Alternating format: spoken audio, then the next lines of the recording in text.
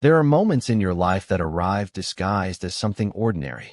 They don't announce themselves with thunder or a flash of lightning. They slip in through the quietest of doors, dressed in the worn clothes of a Tuesday night. And only in retrospect do you see them for what they were, the architects of everything that came after.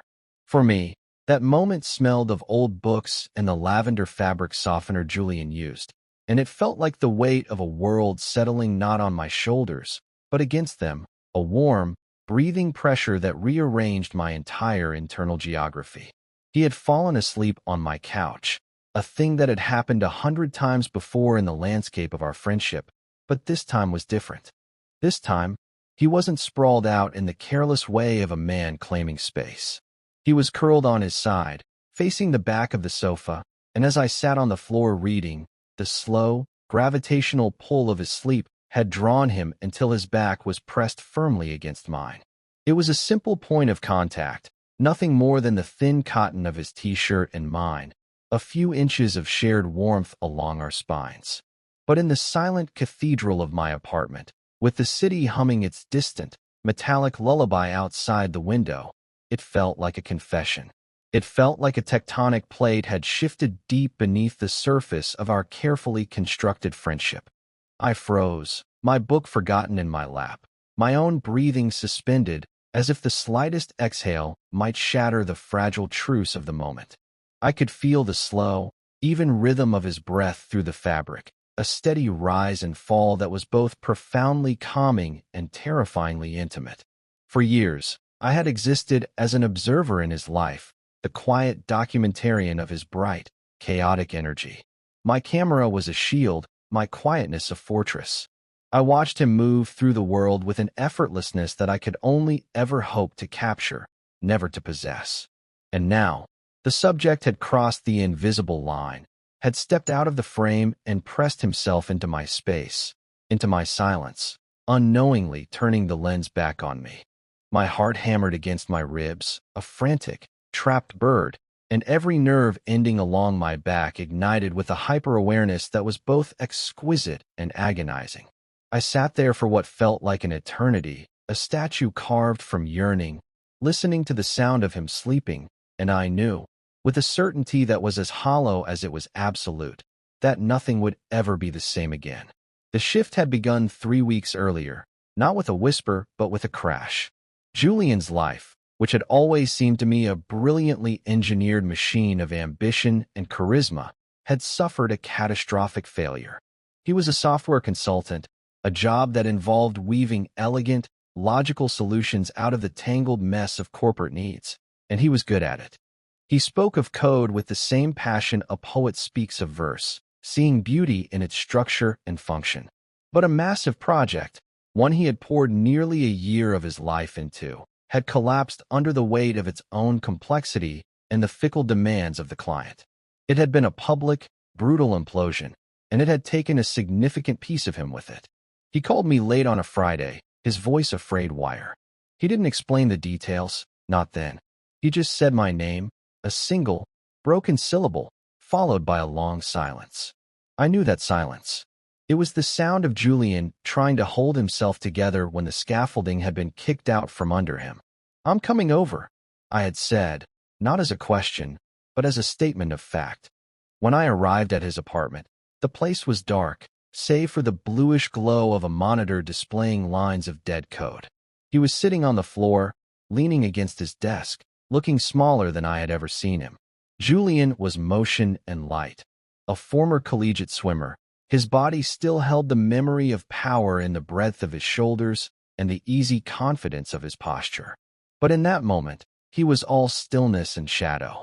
The vibrant energy that usually radiated from him, a warmth I often basked in, was gone. In its place was a profound, unnerving exhaustion that seemed to have settled deep into his bones. He looked up as I entered, and his eyes were like two dark, empty windows. He didn't offer an excuse or a brittle joke, as he might have in the past. He just looked at me, and in that gaze, I saw the full extent of the wreckage. "It's all gone," he whispered, the words barely disturbing the air. "A year. Just gone." I didn't offer platitudes. I didn't tell him it would be okay. My role in his life had always been that of a quiet anchor, a place of stillness in his whirlwind. So I just sat on the floor across from him, mirroring his posture, and let the silence hold the space for his grief. We stayed like that for a long time, the blinking cursor on the screen a lonely metronome marking the passage of a desolate hour. Eventually, I stood up, went to his kitchen, and made him a cup of tea, the same chamomile blend my grandmother used to make for me when I was a child and couldn't sleep. I put the mug in his hands, and his fingers were cold. He drank it slowly, methodically, as if it were a task he had to complete. When he was done, I took the empty mug and said, "Come on. You can't stay here tonight." He didn't argue. He followed me out of his apartment like a sleepwalker, leaving the ghost of his failure glowing on the screen behind him. And so he came to my apartment, to my couch, seeking refuge not from a storm, but from the deafening quiet of his own defeat. To understand the weight of that moment, the impossible gravity of him sleeping against my back, you have to understand the foundation upon which it was built.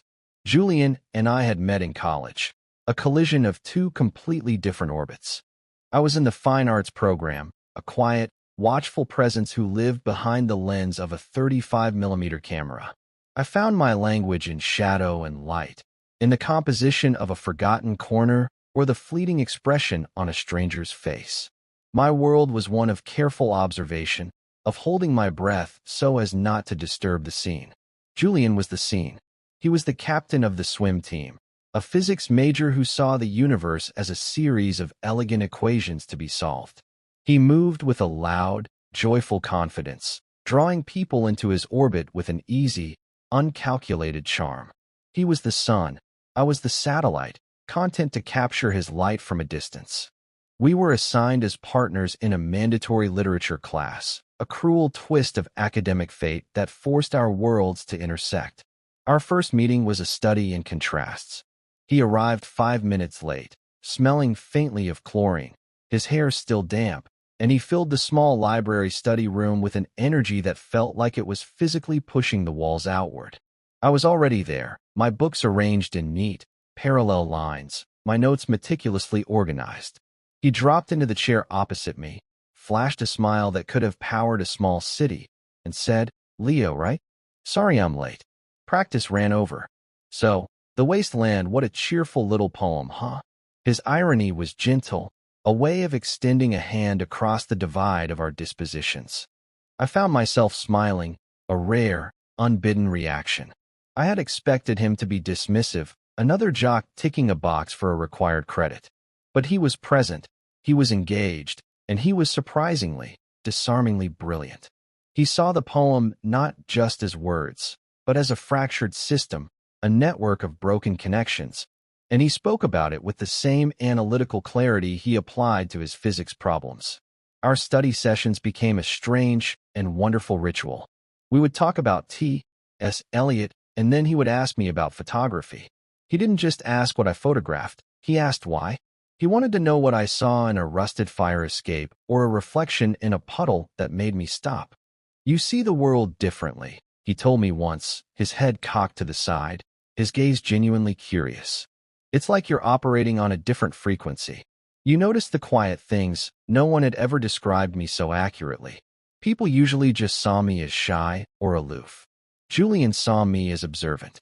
He saw my silence not as an absence, but as a presence. In turn, I saw past his bright, public persona to the thoughtful, intensely focused man beneath. I saw the exhaustion in his eyes after a hard practice, the frustration knotting his brow when he wrestled with a difficult equation, the quiet vulnerability he only let show when he thought no one was looking. Our friendship solidified into something permanent and essential, a constant in the shifting landscape of our early 20s. We were an odd pair, the gregarious athlete and the quiet artist, but we fit. We were the inverse of each other, and in that opposition, we found a strange kind of balance. He pulled me out of my shell, coaxing me into the light, and I provided him with a quiet harbor, a place where he didn't have to perform, where he could just be. He was the only one who noticed when I went quiet, not my usual observational quiet, but the other kind, the kind that signaled a retreat. He could read the subtle shift in my posture, the slight downturn of my mouth, and he would know. He wouldn't press or pry.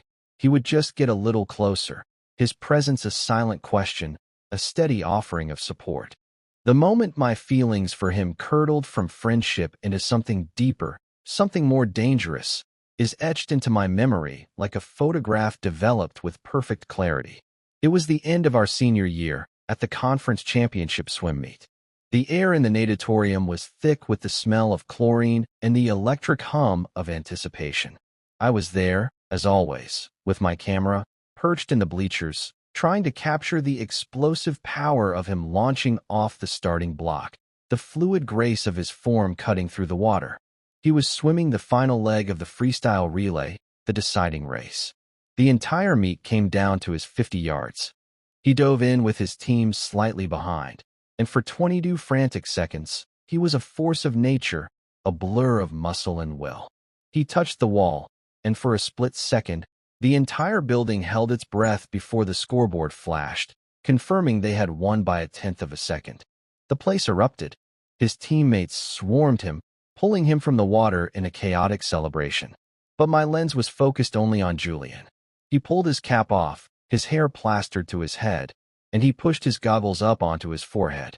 He leaned against the lane line, his chest heaving, his body trembling with adrenaline and exhaustion. And he smiled. It wasn't his usual bright, public smile. It was a private, weary, incandescently beautiful smile of pure, unadulterated relief. In that moment, stripped of all his usual charisma, utterly spent and completely vulnerable, he was the most beautiful thing I had ever seen. And the feeling that washed over me wasn't friendship. It was a profound, gut-wrenching ache, a deep, resonant hum of recognition that vibrated in my very bones. It was love. The realization hit me with the force of a physical blow, knocking the air from my lungs. I lowered my camera, the heavy plastic suddenly feeling foreign in my hands. The shield was gone.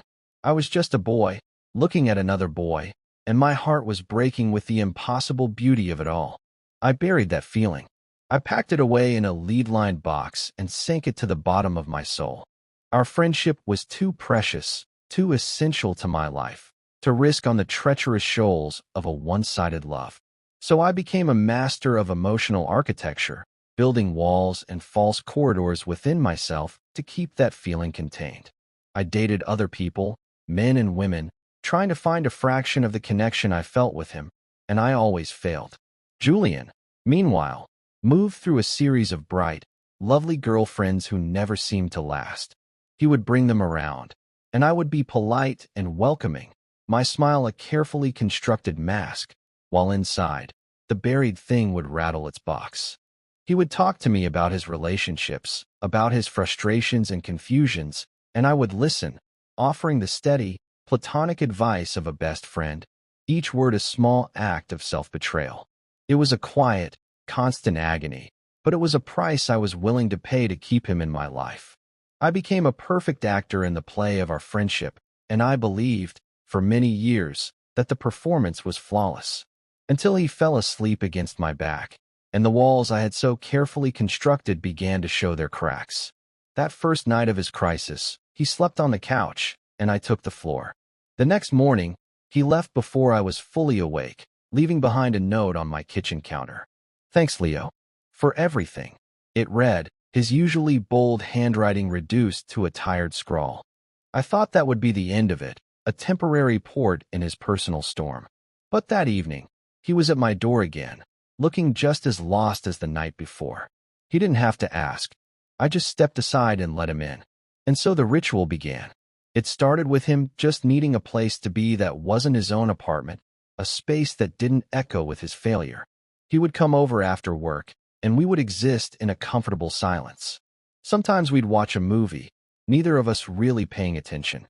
Sometimes I would work in my small darkroom, the gentle sloshing of chemicals a soothing soundtrack, while he sat in the living room, just reading or staring out the window. He was a ghost haunting my apartment, and I was the willing caretaker of his haunting. The first few nights, he took the couch without question. Then, one evening, about a week into this new, fragile routine, he shifted, groaning as he sat up. "Man, this couch is a medieval torture device," he mumbled, rubbing the back of his neck. "My back is killing me." It was said with a weary, offhand casualness, but I felt the air in the room change, become charged with a sudden, unspoken possibility. The door to a new room had just been presented, and I was the one holding the key. My heart began to pound, a slow, heavy drumbeat against my ribs. I could have offered him an extra pillow, a blanket. I could have kept the boundary firmly in place. But the part of me that I had kept locked away for so long, the part that ached for his closeness, saw its chance. "You can take my bed," I heard myself say, the words feeling like they were spoken by someone else. "I can sleep out here. It's no big deal." He looked at me, his eyes shadowed with exhaustion. "Leo, no, I couldn't. Don't be an idiot," I said, my voice softer than I intended. "It's a bed. It's meant for sleeping. I'll be fine." He hesitated for a moment longer, a flicker of something unreadable in his eyes, and then he relented with a sigh that seemed to carry the weight of the entire week. "Okay," he said quietly, "just for tonight."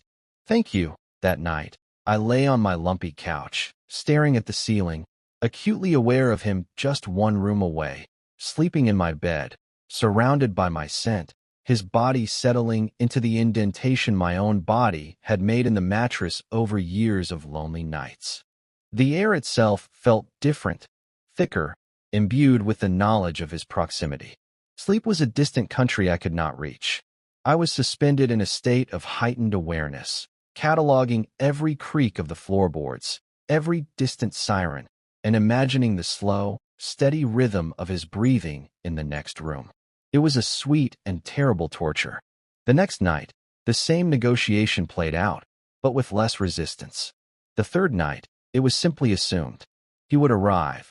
We would fall into our quiet evening routine, and when the exhaustion finally claimed him, he would retreat to my bedroom, and I would take my place on the couch. This became our new normal, an unspoken arrangement that hung in the air between us, shimmering with ambiguity. My apartment became his sanctuary, and my bed, his harbor, and my couch became my vigil. I learned the patterns of his sleep from a distance. I learned that he sometimes mumbled, indistinct words lost to the night. I learned that the floorboards outside my bedroom door creaked in a specific way when he got up in the middle of the night for a glass of water. Each small piece of information was a precious, painful secret I hoarded, another photograph for the private collection in my mind. Then, about 2 weeks into this strange cohabitation, the ritual shifted again. I had fallen asleep on the couch, only to be woken by a gentle pressure on my shoulder. I opened my eyes to find Julian standing over me, a silhouette against the pale moonlight filtering through the window. "Leo," he whispered, his voice thick with sleep. "I can't. The room is too quiet." My heart seized. His own apartment was on a busy street, a constant symphony of traffic and city life. Mine was on a quieter side street, overlooking a small courtyard. The silence I cherished was, for him, a roaring emptiness. "I know this is weird," he continued, his voice barely audible. "But could you just come lie down? Until I fall asleep? You don't have to stay." Every rational thought in my head screamed no. It was a line, a definitive, uncrossable boundary. It was a step into a territory from which there was no return. But the request was so raw, so vulnerable. He wasn't asking for comfort as a friend. He was asking for it as a child afraid of the dark. And I had never been able to deny him anything. I nodded, my throat too tight to form words, and followed him back into the bedroom. The room was cool and dark. He slid back under the covers on one side of the queen-sized bed, leaving a vast, empty expanse between us. I hesitated for a moment, then lay down on top of the comforter on the far edge, my body rigid, my hands clasped on my chest. I lay there, as still as a stone, listening. The silence was absolute, broken only by the sound of our breathing, two distinct rhythms in the dark. His was ragged and uneven, the breathing of a man whose mind would not let him rest. Mine was shallow and controlled, a desperate attempt to seem calm, to not betray the wild symphony of panic and hope playing out inside me. Minutes stretched into an eternity. I could feel the heat radiating from his body across the small distance between us. I was so intensely aware of him that I felt I could map his outline in the darkness. I could feel the precise location of his shoulder, his hip, his foot. I was an astronomer charting a newly discovered star, terrified of its brilliant, burning heat. "Talk to me," he whispered, the sound so sudden it made me jump. "About anything. Tell me about a photograph you took." And so I did. I started talking, my voice low and unsteady at first, then growing stronger as I lost myself in the familiar comfort of my work. I told him about a photo I had taken the week before, of an old woman sitting on a park bench, her hands gnarled around the handle of a worn leather bag, her face a roadmap of a long and complicated life. I described the quality of the late afternoon light, the way it caught the silver threads in her hair. I talked about the choice of aperture, the shutter speed, the patient waiting for the exact moment when her expression held a universe of stories. I spoke until my throat was dry, my words weaving a blanket of images in the dark room. And as I spoke, I felt his breathing begin to change. It deepened, slowed, and finally settled into the long, even cadence of sleep. I fell silent, my story left hanging in the air. The room was filled now with the soft, vulnerable sound of his slumber. He was asleep. I had done my duty. I could leave. I could retreat to the relative safety of the couch. But I couldn't move. I was pinned there by a force more powerful than gravity. Slowly, carefully, I turned my head on the pillow. In the dim light, I could just make out his form, the dark shape of his head, the rise and fall of his shoulder. He had turned onto his side in his sleep, facing me. Even in the darkness, I knew the exact expression that would be on his face, a slack-jawed peace, his features smoothed of all their waking tension. This was the Julian few people ever saw, the one I had glimpsed after that championship race all those years ago. It was the truest version of him. I stayed. I lay there for hours, a sentinel guarding his rest, drinking in the forbidden intimacy of the moment. It was the most exquisite torture I had ever known, and it became our new ritual. Every night, he would come to my apartment, and eventually, he would ask me to come with him to talk him to sleep. Every night, I would lie on the edge of the bed, a chaste and respectful distance between us, and I would tell him stories in the dark. I told him about my childhood, about my first camera, about my dreams for the future. And every night, I would wait until the sound of his breathing told me he was safe, and then I would allow myself the small, secret pleasure of watching him sleep, my heart a dull, persistent ache in my chest. The space between us on the bed began to shrink. It wasn't a conscious decision, but a slow, unconscious drift. One night, I woke up in the middle of the night to find my hand was inches from his. Another night, our legs brushed under the covers. Each accidental touch was a jolt of electricity, a shock that left me breathless. He never seemed to notice, or if he did, he never said anything. In sleep, he was less guarded. He would sometimes shift, rolling closer, his arm thrown out, his hand landing on the mattress just beside my hip. I would lie perfectly still, not daring to breathe, until he moved again. I was living in a state of suspended animation, trapped in the beautiful, agonizing space of the unspoken. My life became a darkroom, and this ritual was the developing fluid. I was submerged in it, waiting, praying for a clear image to emerge from the murky ambiguity, terrified that I would expose it to the light too soon and be left with nothing but a ruined, blackened sheet. This delicate, precarious balance we had constructed was always destined to break. It was too fraught with unspoken tension, too heavy with the weight of my secret and his unexamined need. The breaking point arrived on a rainy Wednesday night, nearly a month after his project had imploded. The sound of the rain against the window panes was a constant, soothing rhythm, a counterpoint to the storm brewing inside me. We had gone through our nightly ritual. I had followed him to the bedroom, and I had lain down in my designated spot on the edge of the bed. But tonight, there was a different quality to the silence. It wasn't empty or peaceful. It was thick and charged, like the air before a thunderstorm. I waited for him to ask me to talk, but he didn't. He just lay on his back, staring at the ceiling, his breathing shallow and quick. I could feel his restlessness radiating across the bed, a nervous energy that vibrated in the mattress. I turned my head to look at him, his profile a sharp, beautiful line in the gloom. His eyes were open, glinting in the faint light from the street lamp outside. He was utterly, completely awake. "Julian," I said, my voice barely a whisper. He turned his head slowly to face me. Our faces were only a foot apart.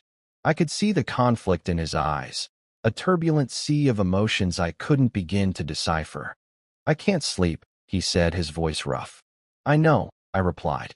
We lay there for a long moment, just looking at each other, the silence stretching between us, taut and fragile.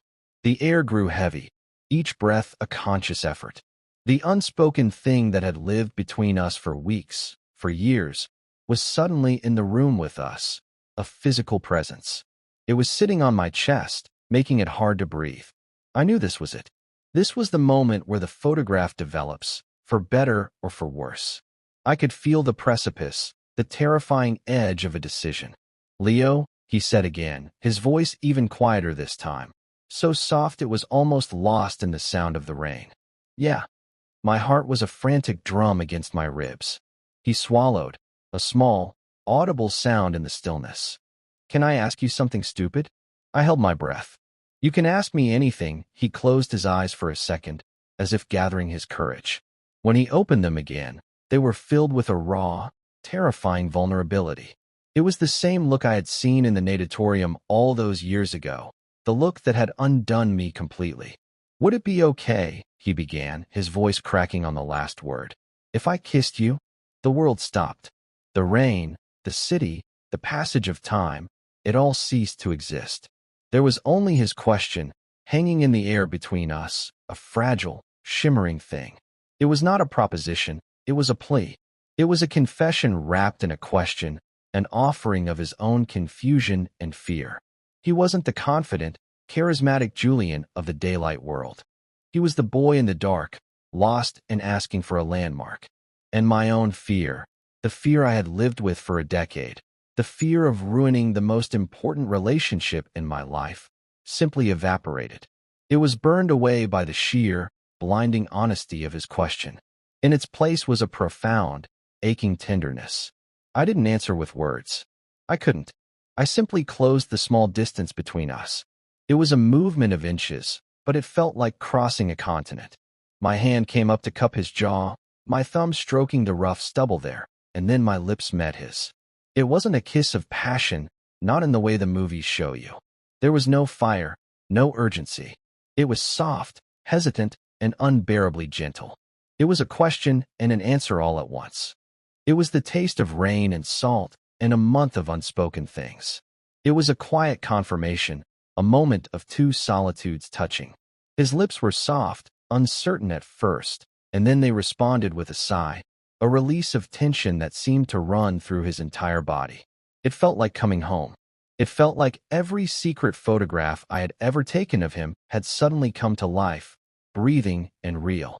We stayed like that for a moment that was both fleeting and infinite, a single, perfect frame captured in the darkness, before I pulled back, resting my forehead against his. The image was developed, and it was clear. The aftermath was not the explosion of clarity I had anticipated. It was a slow, creeping fog of confusion. The kiss had felt like a destination, a final arrival after a long and arduous journey. But in the stark, gray light of morning, it began to feel like just another ambiguous landmark in a vast, uncharted territory. When I woke up, he was gone. There was no note this time. The only evidence he had been there at all was the indentation his head had left on the pillow next to mine, an empty space that felt like a physical ache in my chest. I told myself he had to get to work early. I told myself he was just processing. I told myself 1,000 lies to keep the cold tendrils of panic at bay. But the silence from him that day was deafening. My phone, which had in recent weeks become a lifeline of short, reassuring texts from him, remained dark. I sent a single, casual message in the afternoon. "Hey, you left your mug here." It was a coward's message, a way of asking, "Are we okay?" without having to voice the terrifying vulnerability of the question itself. Hours passed. The single checkmark on the message remained stubbornly gray. He hadn't even read it. The hope that had bloomed in my chest the night before began to wither, its petals curling inward, turning brown at the edges. The beautiful, clear photograph of our kiss started to blur, the image degrading, the chemicals of doubt and fear eating away at it. Had I misread everything? Had it just been a moment of desperate, misplaced comfort for him? A temporary solace that he now regretted in the cold light of day? The thought was a shard of ice in my gut. I replayed the last month in my mind, re-examining every touch, every whispered conversation, every shared silence, searching for the flaw in my interpretation. I had been so certain. The vulnerability in his eyes, the honesty in his question, it had felt real. But his silence was just as real, a tangible, heavy thing that was crushing the air out of my lungs. The quiet observer in me, the part that had always prided itself on its perception, was now lost in a funhouse of distorting mirrors, unable to trust its own reflection. The pain was worse than the years of silent pining. Before, there had been the comfort of a stable friendship. Now, there was only the wreckage of a risk that had, perhaps, failed spectacularly. I had let him all the way in, past the walls I had so carefully maintained, and now he had vanished, leaving the door swinging open on a cold, empty room. The second day of silence was unbearable. I couldn't eat. I couldn't work. I walked through my apartment like a ghost, the memory of him in every room. His scent lingered on the pillows in my bedroom. His forgotten mug sat on my counter, a monument to my foolish hope. I was adrift in a sea of anxiety, and the anchor of his friendship, the one thing that had always held me steady, was gone. By evening, the anxiety had curdled into a cold, hard knot of anger. Anger at him for his cowardice, but mostly anger at myself for allowing a month of ambiguity to make me forget a decade of platonic reality. I had to know. I couldn't live in this limbo, this Schrodinger's box of a relationship. I needed to open it, even if it meant finding the cat was dead. I walked to his apartment. The 15-minute walk felt like a pilgrimage, each step heavier than the last. I rehearsed what I would say, my internal monologue a frantic scramble of accusations and pleas. By the time I stood outside his door, my script had dissolved into a single, raw need, honesty. I knocked, my knuckles rapping against the wood with more force than I intended. For a long moment, there was no answer. I was about to turn away, to retreat back into my own miserable silence, when I heard the sound of the deadbolt turning. The door opened a few inches. He stood there, backlit by the warm light of his hallway, looking even more exhausted than he had the night his project collapsed. He was wearing the same t-shirt he had worn 2 nights ago, and his hair was a mess. He wouldn't meet my eyes. His gaze was fixed on a point somewhere over my shoulder. "Leo," he said, his voice flat, devoid of all emotion. "Can I come in?" I asked, my own voice surprisingly steady. He hesitated, his hand still on the doorknob, as if debating whether to slam the door in my face. Finally, he sighed and stepped back, letting me into the apartment. The place was a mess. Takeout containers littered the coffee table, clothes were draped over chairs. It looked the way I felt, chaotic, neglected, and profoundly sad. He didn't turn to face me. He just walked over to the large window that overlooked the city and stood there, his back to me, his shoulders slumped in defeat. I stood in the middle of the room, my heart pounding, the silence stretching between us again, but this time it was not comfortable or charged with possibility. It was a dead, empty thing. I was the one who had to break it. "What happened, Julian?" I asked, the words quiet but sharp. "What are you doing?" He didn't move. "I don't know," he mumbled, his voice directed at the glass. "That's not good enough," I said, a wave of frustration washing over me. You can't do what you did. You can't ask for that, and then just disappear. You don't get to do that." "Not to me." He finally turned around, and the look on his face stopped the words in my throat. It was raw agony. His eyes were red-rimmed, and his expression was one of complete, utter devastation. He looked like a man who had just lost everything. "I know," he whispered, his voice breaking. "I'm sorry. Leo, I am so sorry." "Sorry for what?" I pressed, my voice softening despite myself. Sorry for kissing me? Or sorry for running away? Both, he said, running a hand through his hair, a gesture of pure distress. Neither. I don't know. I screwed up. I screwed everything up. He started pacing, a caged animal in his own living room. I shouldn't have. I was a mess. I was leaning on you. I was taking everything you offered because I was drowning, and I crossed a line. It was selfish. It was unfair to you. To our friendship, was it a lie? I asked, the question feeling like it was being torn from my chest. The kiss. Was it just a moment of weakness? Did it mean anything? He stopped pacing and looked at me, his eyes pleading. No, it wasn't a lie. That's the problem. He let out a shaky breath and sank onto the arm of his sofa, burying his face in his hands. It meant something, he said, his voice muffled by his palms. It meant too much, and it terrified me. He looked up, and I could see the genuine fear in his eyes. Leo, you're my best friend. You're the most important person in my life. You're the only one who has ever seen me, really seen me. And I have been so damn lonely for so long, and I didn't even realize it until I was at your place. And for the first time in a year, I felt safe. He stood up and walked towards me, stopping a few feet away. All those nights, he continued, his voice low and intense, lying there in the dark, listening to you talk. I've never felt that close to anyone. And when I kissed you, it wasn't a mistake. It felt right. It felt like the only real thing that had happened to me in months. And the moment it was over, I panicked. Because I don't know what this is. I don't know how to do this. I've never felt this for a man, for a friend, for anyone. And my first thought was that I was going to ruin it. That I was going to break the one thing in my life that I can't stand to lose. You. The confession hung in the air between us, as honest and as vulnerable as his question had been in the dark. All my anger, all my hurt, dissolved, replaced by a wave of empathy so powerful it almost brought me to my knees. He wasn't a coward.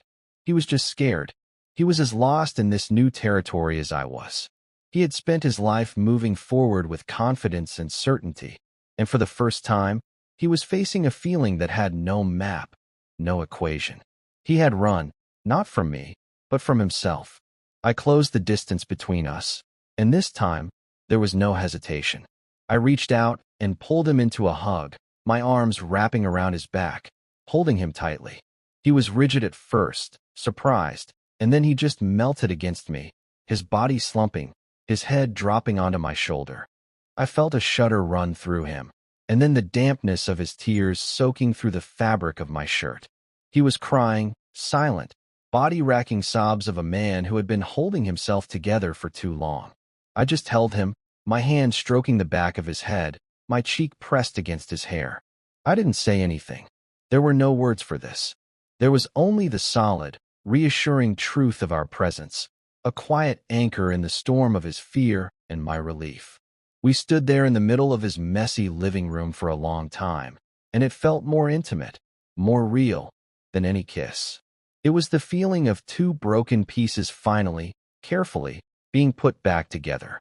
The resolution was not a sudden sunrise, but a slow, gentle dawn. There was no grand declaration, no cinematic moment where everything was solved. Instead, there was a conversation, a long and quiet one that lasted late into the night. We sat on his couch, a respectful distance between us, and we talked.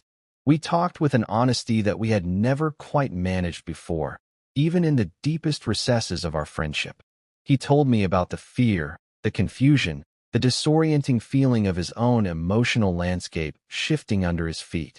He admitted that he had been so focused on the architecture of his career and his public life that he had neglected to build anything real within himself, and my quiet, steady presence had thrown that emptiness into sharp relief. I, in turn, confessed my own history. I told him about the swim meet, about the decade I had spent loving him in silence, about the walls I had built to protect myself and our friendship. I told him about the agony and the beauty of the last month, of living so close to the thing I wanted most in the world, terrified to reach for it. As I spoke, I watched his face. He didn't look shocked or repulsed. He just looked sad. Sad for all the years I had spent in my quiet prison of affection. When I finished, He was silent for a long time, just looking at me with an expression of profound wonder and regret. All this time, he finally said, his voice thick with emotion. All this time, you were right there. And I was too blind to see. You weren't blind, I told him. You just weren't looking. And I never gave you a reason to. That was the turning point. It was the moment we both acknowledged our roles in the long silence. The moment we laid down our armor and our assumptions and agreed to start again, not as friends, but as something new, something we would have to define together, day by day. We didn't have a name for it yet. We just knew we didn't want to be apart. That night, I didn't go back to my apartment. I stayed. And when we went to bed, there was no pretense, no negotiation. He pulled back the covers on my side of the bed, a simple, silent invitation.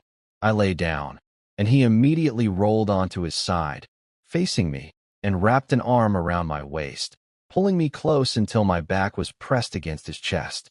It was the inverse of that first moment on the couch, but this time it was not an accident. It was an intention. It was a choice. And as I lay there, enveloped in his warmth, his chin resting on my shoulder, his steady breath against my neck, I felt a sense of peace so profound it was almost overwhelming. The ache in my chest, the constant companion of my adult life, was finally, blessedly gone. Our new normal was a quiet, domestic poetry. The grand, ambiguous gestures were replaced by 1,000 small, intentional acts of care. It was in the way he started leaving a toothbrush at my apartment, a silent proclamation of permanence. It was in the way I started buying the brand of coffee he liked, my own quiet acceptance. It was in the hand he would place on the small of my back as we navigated a crowded street, a simple, possessive gesture that sent a thrill through me every time. We learned a new language, one spoken not in grand confessions, but in the soft dialect of shared space. We learned the rhythms of each other's mornings, the precise moment to hand over a cup of tea, the comfortable silence of reading side by side on a Sunday afternoon. The door to my bedroom was no longer left ajar as a question. It was closed at night, a definitive statement that we were both on the same side of it. The cuddling was no longer a desperate search for comfort in the dark, but a lazy, joyful act of love in the morning light. He was still the sun, but now, his light was not something I merely observed from a distance. It was a warmth I woke up to every day, a brightness that filled my small apartment, chasing the shadows from every corner. And I was still his harbor, but I was no longer just a place of refuge from a storm. I was home. A few months later, on a crisp autumn morning, I was in my darkroom, developing a roll of film I had shot the day before. Julian was in the living room, the soft sounds of him making coffee a familiar and comforting backdrop. I was watching an image emerge on the paper in the chemical bath, the lines and shadows slowly resolving into a portrait I had taken of him. He was sitting on the windowsill of my apartment, looking out at the city, a small, genuine smile on his face. The morning light was hitting him just right, illuminating the side of his face, catching the warmth in his eyes. It was a picture of a man at peace. He came into the darkroom then, holding 2 mugs of coffee, navigating the cramped space with a newfound familiarity. He peered over my shoulder at the photograph floating in the tray. "Is that me?" he asked, his voice soft in the red-lit gloom. "It is," I said, lifting the print with the tongs and moving it to the stop bath. He was quiet for a moment, just watching the image fix. "You finally got it," he said, his voice filled with a quiet awe. "Got what?" I asked, glancing at him. "The way you see me," he said. He leaned in and pressed a gentle kiss to my temple. "It's a good picture. You make me look happy." I turned to him, the photograph forgotten for a moment. "You are happy," I said. It wasn't a question. He smiled, that real, incandescent smile that I had fallen in love with all those years ago. "Yeah," he said, his hand finding mine in the dim light, his fingers lacing through my own. "I am." We began to heal in the beautiful, honest silence we had learned to create together. The architecture of our lives, once 2 separate, neighboring structures, was now being redesigned, renovated, joined by new doorways and shared rooms. We were building something new, something that was neither his nor mine, but ours. It was a slow and careful construction, built not on grand plans or blueprints, but on the simple, sturdy foundation of 1,000 quiet moments. A shared cup of coffee, a whispered conversation in the dark, a hand held tight against the chill of the morning. It was a home, and for the first time in my life, I felt like I was truly, completely inside.